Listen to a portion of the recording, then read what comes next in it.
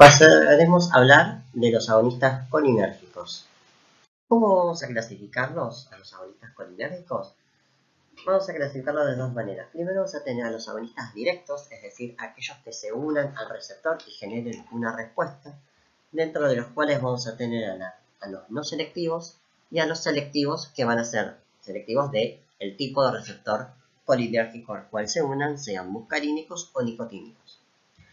Y a su vez vamos a tener a los agonistas indirectos, que ¿cuál va a ser la principal diferencia? Que estos lo que van a generar es un aumento de la biodisponibilidad de la acetilcolina endógena, permitiendo que ésta esté mayor tiempo en la hendidura sináptica y pueda estar más tiempo interaccionando con los receptores, generando una respuesta efectora. Dentro de los agonistas colinérgicos indirectos vamos a tener reversibles e irreversibles. Hablando un poquito más en particular de los agonistas directos, que habíamos mencionado que teníamos los no selectivos, dentro de estos vamos a tener a la acetilcolina, a la metacolina, al betanecol y al carbacol. Dentro de los agonistas selectivos muscarínicos vamos a tener principalmente a la muscarina, a la oxotremodina, a la arecolina y a la pilocarpina. Y dentro de los selectivos nicotínicos vamos a tener a la nicotina y al dimetilfenilpiperacinio. Una cuestión a tener en cuenta es que estos tres fármacos, la oxotremolina, la arecolina y la pilocarpina, son aminas terciarias, mientras que el resto, los que están en negro, son aminas cuaternarias. Esto lo vamos a ver un poquito más adelante, que es relevante de la farmacología. Dentro de los agonistas indirectos, o también llamados acetilcolinesterásicos, vamos a tener dos grupos principales, los agonistas indirectos reversibles y los irreversibles. Dentro de los reversibles vamos a tener aquellos que sean sustrato y no sustrato. ¿Qué significa esto? Que los agonistas indirectos reversibles sustratos van a ser aquellos que se unan a la enzima y que sean degradados por la misma, por la acetilcolinesterasa, pero la diferencia va a radicar es que esta hidrólisis va a ser mucho más lenta, lo que va a generar que haya menor disponibilidad de acetilcolinesterasa libre para que degrade la acetilcolina. En definitiva, el resultado va a ser el mismo, aumentar las concentraciones de acetilcolina en biofase y que ésta permanezca más tiempo en la brecha sináptica para unirse a sus receptores y tener más tiempo de interacción y generar un efecto. Dentro de estos agonistas reversibles de sustratos vamos a tener a la neostigmina, a la piridostigmina, a la fisostigmina y a la ribastigmina. En relación al otro grupo de agonistas indirectos reversibles, que van a ser los no sustratos, vamos a tener al donepezilo, a la galantamina y al hidrofonio. La diferencia con los sustratos va a radicar en que estos se van a unir temporalmente a la acetilcolinesterasa, pero no van a sufrir hidrólisis. El resultado va a ser el mismo, aumentar la biodisponibilidad de la acetilcolina en biofase. Y dentro de los agonistas indirectos vamos a tener también a los irreversibles, o también llamados organofosforados, dentro de los cuales vamos a tener al ecotiofato, al palatión y al malatión. ¿Qué características van a tener estos agonistas indirectos irreversibles? Van a ser compuestos que se van a unir de manera conjugadas, van a unirse un grupo fosforil de estos compuestos con un grupo serina de la enzima, del centro activo de la enzima, lo que van a hacer que esta unión sea irreversible. Entonces, en definitiva, lo que no voy a poder hacer es, no voy a tener enzima la acetilcolinesterasa disponible para degradar a la acetilcolina. Acá también, a los agonistas indirectos, vamos a ver que tenemos tanto aminas terciarias como aminas cuaternarias. Y ahora vamos a ver algunos aspectos relevantes de la farmacocinética de los agonistas colinérgicos. Como mencionamos en diapositivas anteriores, vimos que ciertos grupos farmacológicos eran o aminas terciarias o aminas cuaternarias. ¿Y por qué es importante esta diferencia? Porque la presencia de un grupo amino en la estructura química de ciertos fármacos va a alterar la farmacocinética de los mismos. Como vemos acá, vamos a utilizar a la fisostigmina y a la neostigmina como ejemplos de aminas terciarias o aminas cuaternarias. Acá vemos que las aminas terciarias, a nivel de su ADME, a nivel de su absorción, van a tener una buena absorción por todos los sitios y una buena biodisponibilidad, tanto por administración por vía oral como por otros sitios de administración. Y van a atravesar barreras, incluyendo la barrera hematoencefálica. Distinto van a ser las aminas cuaternarias, que tienen una baja biodisponibilidad, si se administra de manera oral principalmente, y no van a atravesar las barreras en general, ni tampoco la barrera hematoencefálica. Y esto es importante, ¿por qué? Porque va a haber ciertas patologías que yo voy a necesitar que el agonista colinérgico atraviese la barrera hematoencefálica para que llegue a su target de acción, y en otras situaciones clínicas voy a querer evitar que estos agonistas atraviesen la barrera hematoencefálica para evitar cierto perfil de efectos adversos. Volviendo un poquito al mecanismo de acción de los inhibidores de la acetilcolinesterasa, esto lo que van a hacer es inhibir justamente esta enzima que va a degradar la acetilcolina, cuyo resultado final va a ser el aumento de la acetilcolina en biofase, permitiendo que ésta permanezca más tiempo en la misma y pueda interactuar con sus receptores, generando un efecto a nivel de los receptores postsinápticos. Y esto viene a relación a que vamos a mencionar un poquito más a los agonistas indirectos irreversibles, como los órganos fosforados. ¿Qué pasaba con este grupo farmacológico, con este tipo de fármacos? Se iban a unir a la enzima a través del grupo fosforil del fármaco al grupo serina de la enzima. ¿Esto qué va a hacer? Va a hacer que la enzima quede inactivada de manera irreversible. Por más que pase el tiempo o haya un aumento en la concentración de otro agonista que tenga la capacidad de unirse a la enzima, esto no va a poder desplazar de su sitio de unión y no va a poder unirse a la acetilcolinesterasa, por lo cual esta enzima queda inservible. Dicho en otras palabras, es incapaz de degradar otros agonistas o a la acetilcolina en particular. Esto puede dar lugar justamente a los órganos fosforados, la intoxicación por los mismos, nos vamos a ver mucho más adelante, y puede dar un síndrome muscarínico. ¿Cuál es una de las opciones terapéuticas que se pueden utilizar? Los reactivadores de la enzima, como vamos a ver que son las oximas, ¿bien? Son reactivadores de colinesterasa que lo que van a hacer es unirse al grupo fosforín, ¿sí?, del complejo fosforil-colinesterasa, la enzima, y lo que van a hacer es removerlo, dejando otra vez a la enzima libre y activa, dándole justamente la potencialidad de volver a catalizar ciertas reacciones. ¿Qué características van a tener estos reactivadores de colinesterasa? Que tienen cierta latencia y cierto tiempo de acción. Pasado determinado tiempo de la unión del órgano fosforado con la enzima, con la acetilcolinesterasa, estos reactivadores de colinesterasa no van a tener el efecto suficiente para poder reactivar a la enzima. En relación a los efectos farmacológicos generados por la activación del sistema colinérgico, vamos a encontrar que a nivel ocular principalmente lo que va a generar es miosis por la contracción del esfínter pupilar y un bloqueo del reflejo de la acomodación, más que nada para la visión cercana, por la contracción del músculo ciliar. Vamos a encontrar también que va a generar una disminución de la presión ocular, una hiperemia, y favorece el lagrimeo. Generalmente esto es debido a que el sistema colinérgico de por sí favorece a las secreciones en general. A nivel cardíaco vamos a encontrar principalmente bradicardia, es decir, vamos a encontrar varios efectos cardiovasculares que generen la acetilcolina. Por un lado, como acabo de mencionar, la bradicardia, es decir, un efecto cronotrópico negativo, una disminución de la velocidad de conducción del nodo aurículo-ventricular, es decir, un efecto dromotrópico negativo, y una ligera disminución de la fuerza contráctil, es decir, un efecto inotrópico negativo. La bradicardia generalmente va a estar dada por afectación del nódulo sinusal, justamente, que es el marcapasos cardíaco.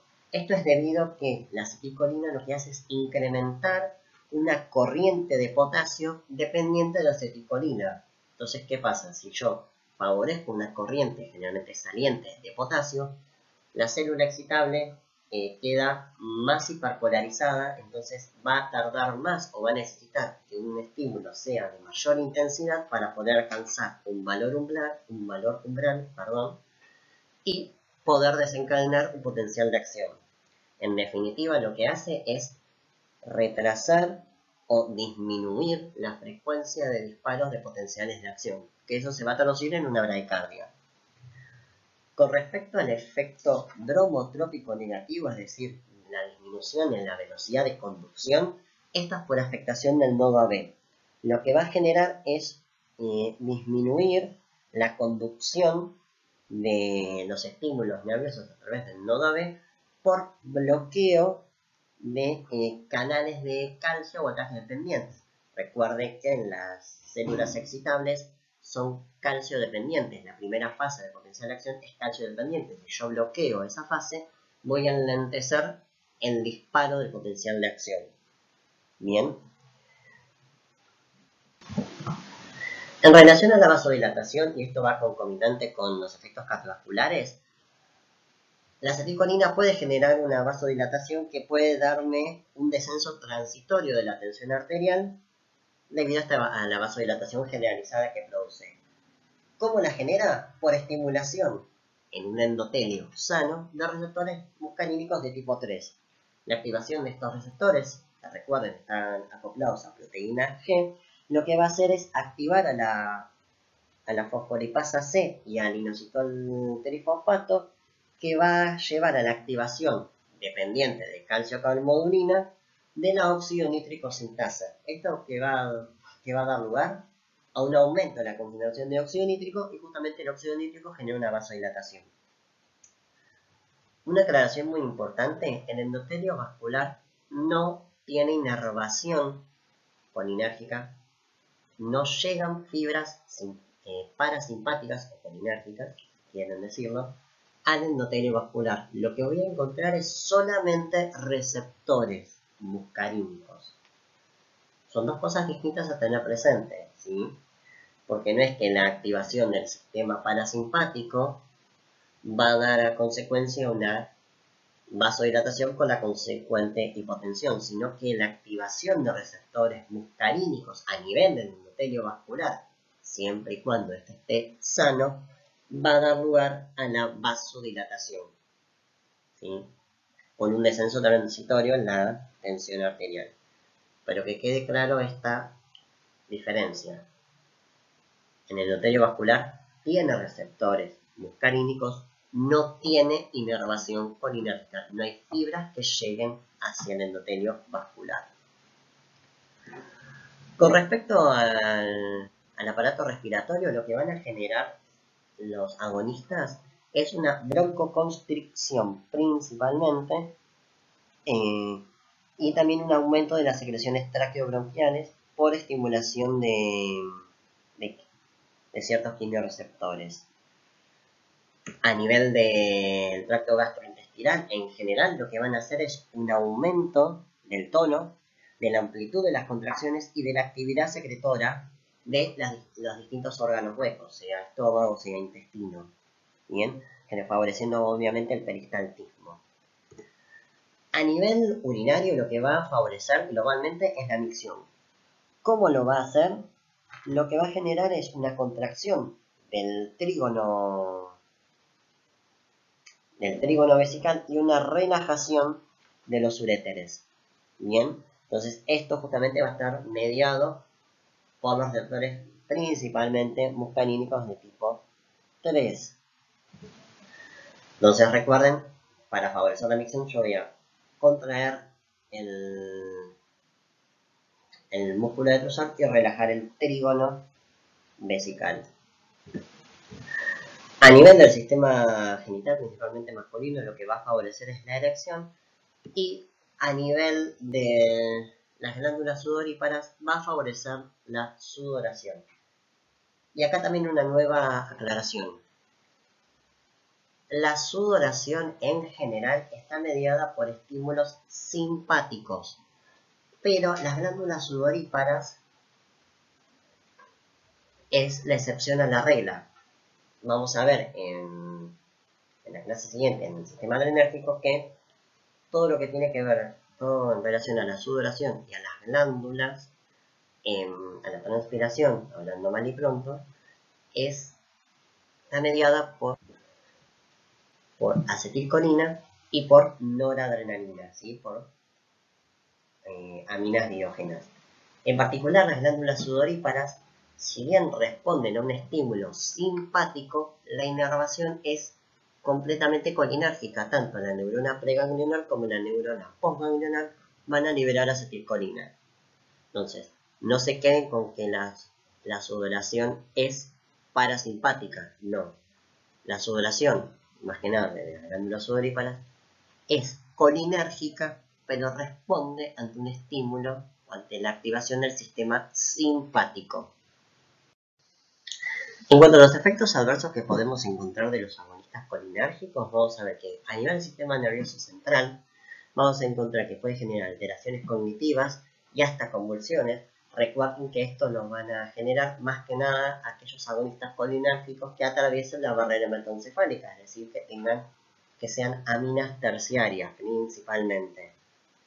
A nivel ocular vamos a encontrar cicloplejía, visión borrosa, lagrimeo y la miosis, que en determinadas situaciones van a ser efectos adversos que uno no va a querer buscar justamente. A nivel cardiovascular, una bradicardia extrema y una hipotensión con una taquicardia refleja. A nivel respiratorio, un aumento de las secreciones respiratorias y broncoespasmo. Esto es en particular tener consideración a aquellos pacientes que tengan alguna patología respiratoria. A nivel gastrointestinal me puede dar náuseas, vómitos, diarrea, una salivación excesiva, cólicos abdominales e incontinencia fecal. Y a nivel urinario me puede dar sensación de tirantez vesical, incontinencia urinaria y una urgencia urinaria. Ahora bien, todo lo que estuvimos hablando corresponde a un síndrome colinérgico. Y vimos al principio que la acetilcolina se podía unir tanto a receptores muscarínicos como nicotínicos. ¿Hay alguna manera en que yo pueda diferenciar el síndrome colinérgico de un síndrome muscarínico?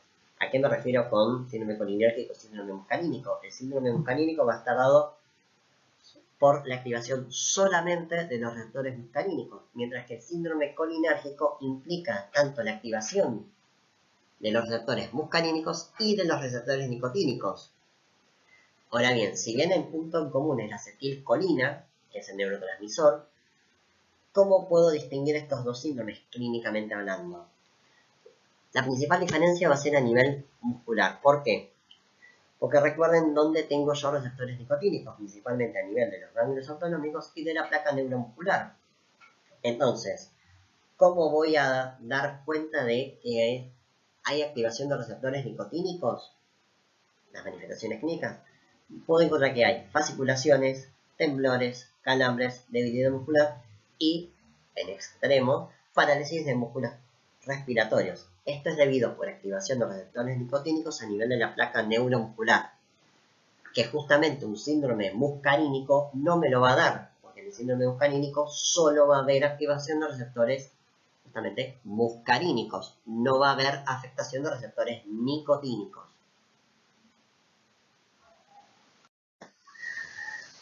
¿En qué patologías van a estar contraindicadas el uso de los agonistas colinérgicos? En patologías respiratorias como asma o en enfermedad pulmonar obstructiva crónica, que ya son patologías que van a tener una obstrucción dinámica de la vía aérea.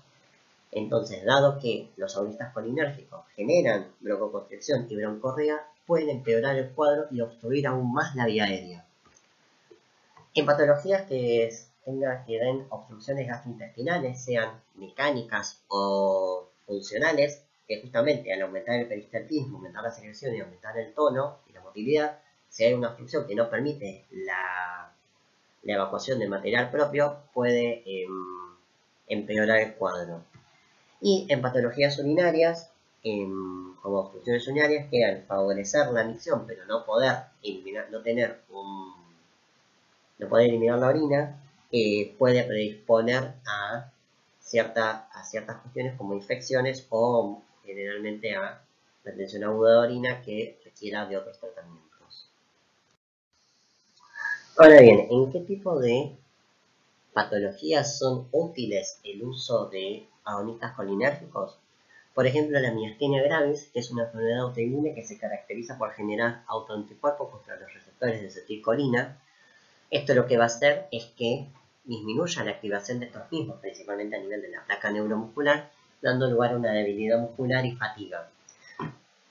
Se utilizan generalmente los anticolinesterácicos como el hidrofonio, la neostigmina o la piriostigmina, que lo que va a hacer es, al inhibir la acetilcolinesterasa, aumenta la concentración o el tiempo que la acetilcolina está disponible en la brecha sináptica para que se una a aquellos receptores que todavía no fueron afectados por los anticuerpos y permita generar una respuesta motora.